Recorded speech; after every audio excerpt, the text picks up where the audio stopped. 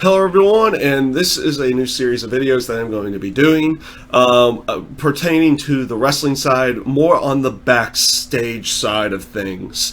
And my first video is going to be about the release of Bobby Roode and Eric Young from TNA Impact Wrestling.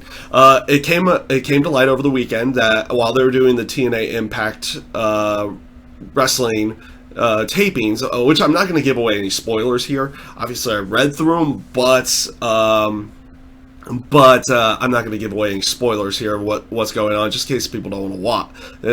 Just in case people don't like spoilers. But came to light that both Bobby Roode and Eric Young had apparently asked for their releases over this weekend after the TNA Impact tapings. So, and these releases were granted as well. Both of these guys had been with that company for upwards of over 10 years, somewhere around 12 years, I think, is what had been said. With both of these guys. I think they came in together and now they're leaving together. So you can obviously assume what's going to happen, at least in the terms of their storylines and everything throughout the next couple weeks. But we'll obviously you'll see how those play off on the taping side. Now, what does this mean for both of these guys? Well, for one, TNA doesn't do, unlike WWE, TNA doesn't do non-compete clauses with their signed talent. So it means they can go anywhere.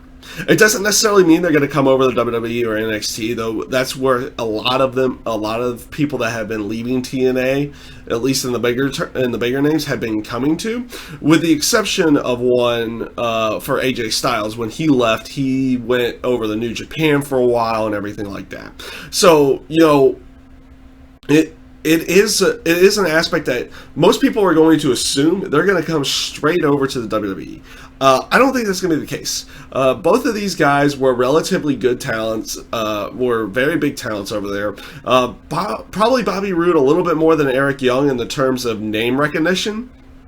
And they could just be like AJ Styles and Samoa Joe in here for a little while, where these guys could literally make a good chunk of money out on the indie market, versus actually having to come over to the WWE and maybe having to change their style or do something completely different that maybe they don't want to do, or something in that aspect.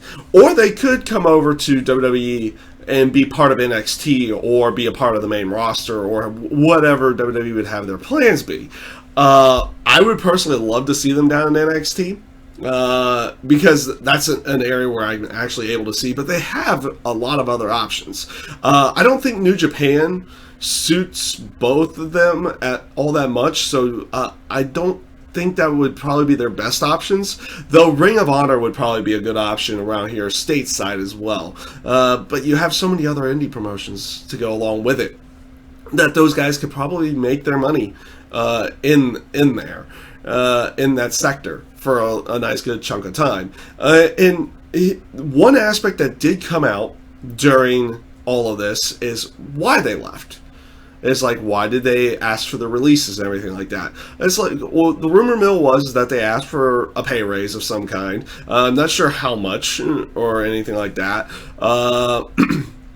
And that was denied. So they both decided to, they both decided to ask for their releases, and they both were granted those releases from the company. And, it's not a bad thing in the aspect that they asked for pay raises or everything like that. Everybody wants a pay raise in some way, shape, or form. And maybe they felt like at that time that, maybe they haven't had one in so long, hadn't had a pay raise in so long. Maybe they felt that with the amount of work that they put in there and everything like that, they deserved one, but they didn't get it. So they were heading out, and they're trying different venues, and that maybe they're just trying to make the most amount of money possible because, like I said, these guys have been around TNA in general for upwards of 12 years. They could be getting towards the end of their careers, in some way, shape, or form with wrestling in general.